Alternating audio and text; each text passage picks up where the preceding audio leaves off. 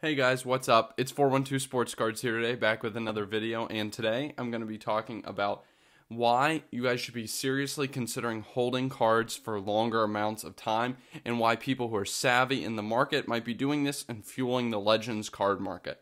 So, let's get into just a quick introduction. As an investor in cards, we aren't that different from investors in stocks. We research the market and use our knowledge of the market to make investments that we hope are going to be paying us back.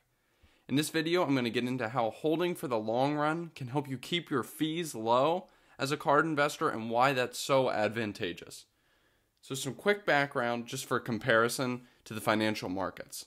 In some finance classes, I learned about how if you're investing in an ETF or a mutual fund for retirement, you want to get ones that have low fee rates. That is, a rate that a percentage of your total holdings every year that you pay to the fund manager for creating the fund, for creating the portfolio that you invest in, and for managing that portfolio.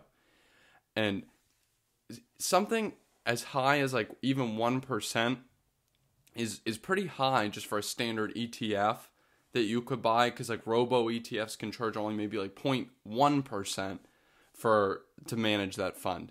And that helps keep your fees really low. But that difference doesn't seem like a lot, right? 0.1% versus 1%. That doesn't seem like that's going to break the bank.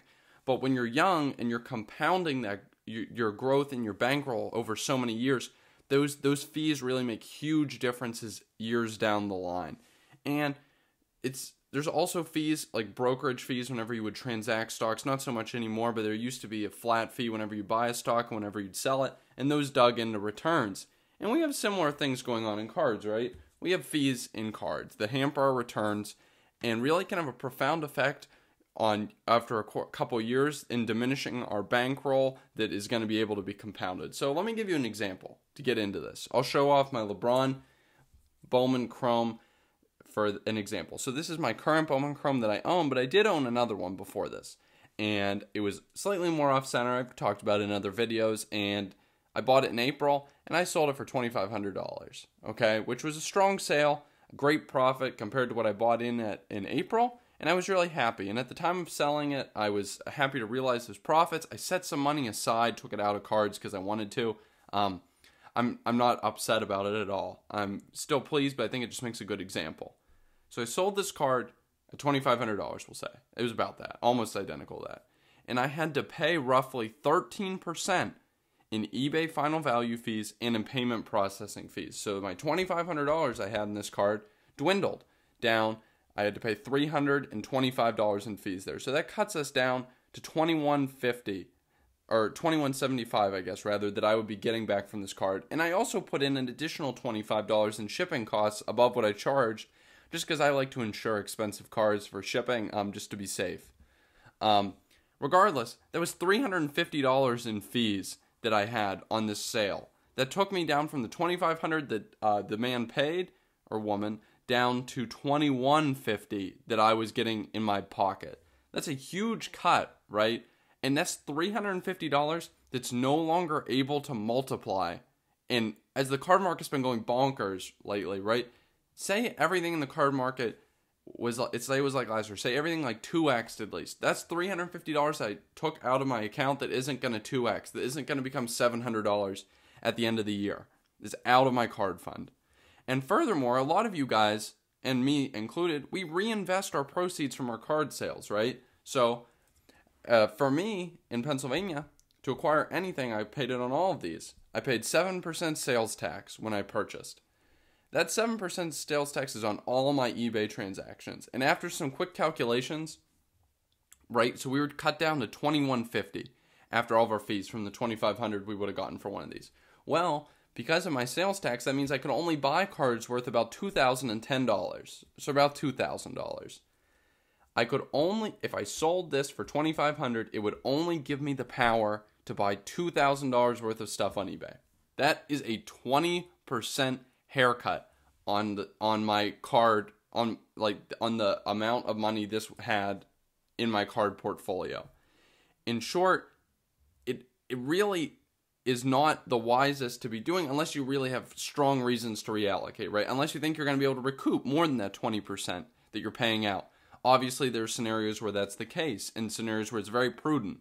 But obviously those are high amounts to be taking out of your card portfolio when you sell something and reinvest it. Also, it costs you a lot to do that. So you should have a lot of conviction when you do it, and you should really be working, if you can, to avoid having to do that reallocation, because it just takes so much money off the table for you and out of your card portfolio that could be compounding. That $500 that I basically would be losing out of my card fund, if we market 2 or 3 X's, let's say that's $1,000. That's $1,500 at the end of the year. So you're losing that ability to compound. So what does this mean for you? It means you need to be disciplined and find strategies that can reduce your transaction volume, particularly if you're not considering yourself a day trader. And that's a reason why I think it's just, I feel like a broken record. But it's another reason why it pays to invest in legends. While I know that we don't all have the bankroll to go after the huge stuff that's up at the golden auctions, I think this is a great example of where buy the best card you can and the best grade you can applies. For example, this Hank Aaron. At the time, PSA 4 was the absolute best I could afford. And to keep my portfolio, diversified too. Because diversification is also important, right?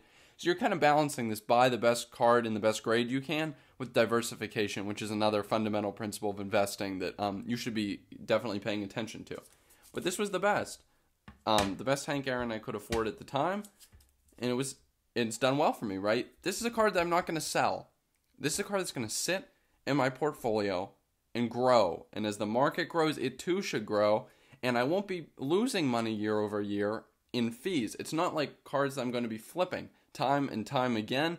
And every time I go to flip and reinvest, 20% comes out. 20% comes out. This card is going to be able to grow without those fees coming out and hindering the compounding of its growth. Same goes for this MJ.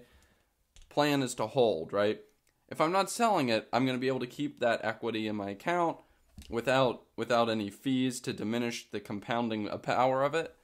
And yeah, it's just really a powerful vehicle if you can do this. And I guess I want to just add to this and say, it's hard to put in the work, right? And find these pieces that you believe in the long run, target them and purchase them. And sometimes along the way, you got to sell stuff.